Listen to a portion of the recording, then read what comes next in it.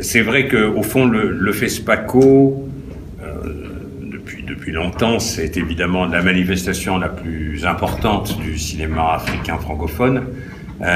Et pour nous, c'est au fond la récompense des choix que nous avons faits. Je dirais que de la même manière que quand nos films sont sélectionnés dans des grands festivals comme Cannes, Berlin, Venise, on considère que c'est évidemment une satisfaction et une récompense pour nos choix sur les films. Pour les coproductions franco-africaines, la sélection FESPACO, c'est la reconnaissance du fait que nous avons choisi des films qui sont reconnus par les sélectionneurs du festival comme étant des films de valeur. Alors, nous avons, je crois, cette année 5 films en compétition, plus encore 2 ou 3 autres films ou séries hors compétition. Donc, nous sommes assez contents de la réussite, enfin, de nos choix.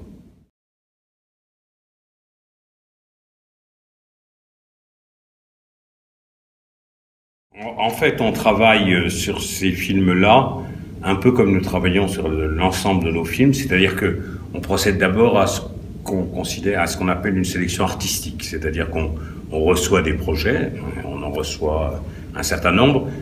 Aujourd'hui, au début, tout ça s'est mis en place, mais aujourd'hui, beaucoup de producteurs de films africains connaissent notre existence, donc nous proposent des films. Donc nous recevons ces projets, nous avons une petite équipe qui les lit,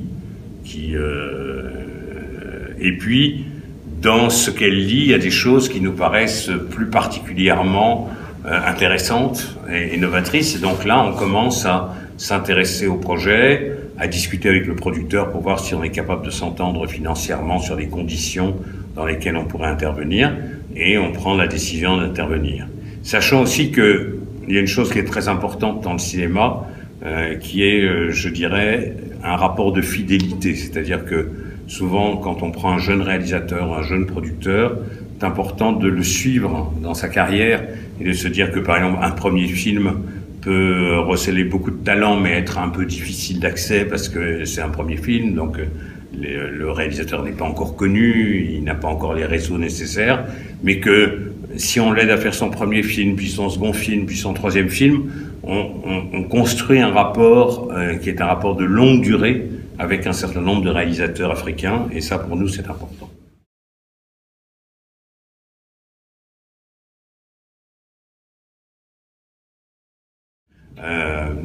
Une des difficultés aujourd'hui, évidemment, du cinéma africain, il y en a plusieurs, il y a les moyens, parce que c'est vrai que les réalisateurs et les producteurs ont souvent du mal à trouver les moyens de financement nécessaires.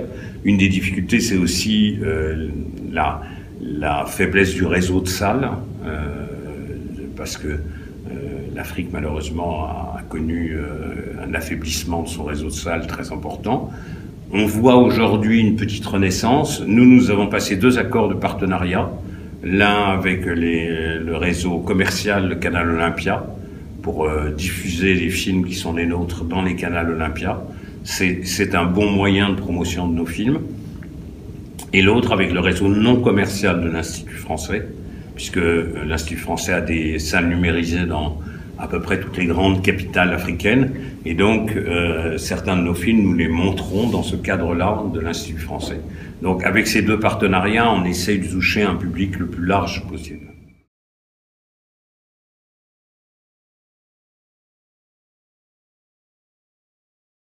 Mon sentiment, c'est d'abord beaucoup de talent. C'est-à-dire que on voit des jeunes générations de cinéastes qui sont des jeunes générations très talentueuses sur le plan artistique, et deuxièmement, très libres sur le plan des sujets.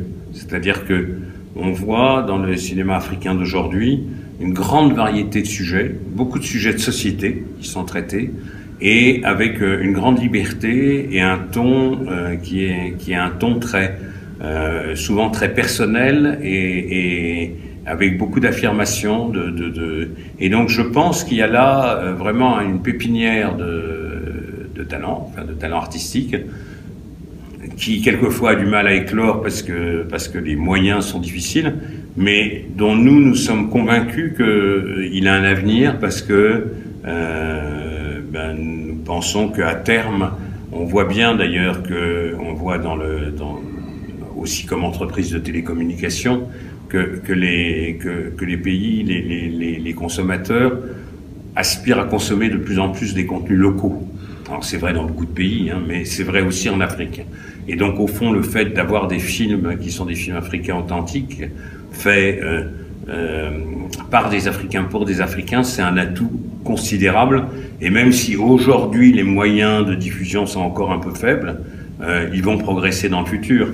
J'ai derrière moi le panneau 4G d'Orange. C'est vrai que la mise en place de la 4G est un pas très important pour la distribution des contenus.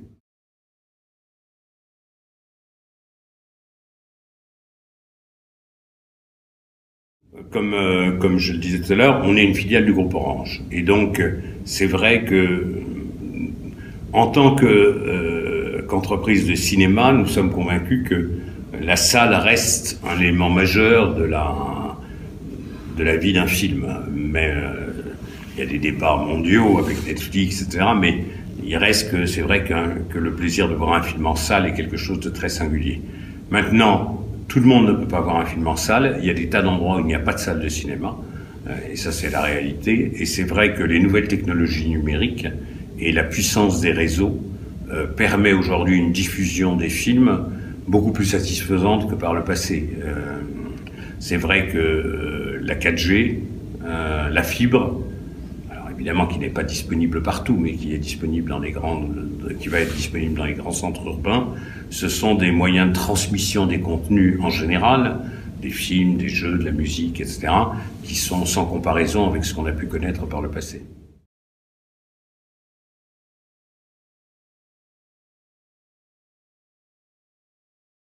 Ben, écoutez, ce qui est évidemment important, c'est que c'est le 50e anniversaire. C'est-à-dire que finalement, ça atteste de quelque chose qui est que il y a une histoire du cinéma africain. Il y a une histoire, il y a des cinéastes qui ont marqué le cinéma africain, qui ont marqué le cinéma mondial.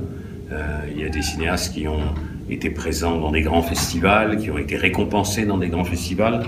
Et nous sommes d'ailleurs des partenaires de l'Institut français pour ce que l'Institut français appelle la Cinémathèque africaine, où l'Institut français essaye de conserver, de numériser cette histoire du cinéma africain. Donc le FESPACO, au fond, c'est la mémoire de ce cinéma. Mais c'est aussi le cinéma de l'avenir, c'est-à-dire que c'est pas seulement le passé, c'est les films qui se font aujourd'hui, qui se feront demain. Et donc c'est un moment, je pense, assez fort de l'affirmation de l'identité d'un cinéma africain, et notamment d'un cinéma francophone africain.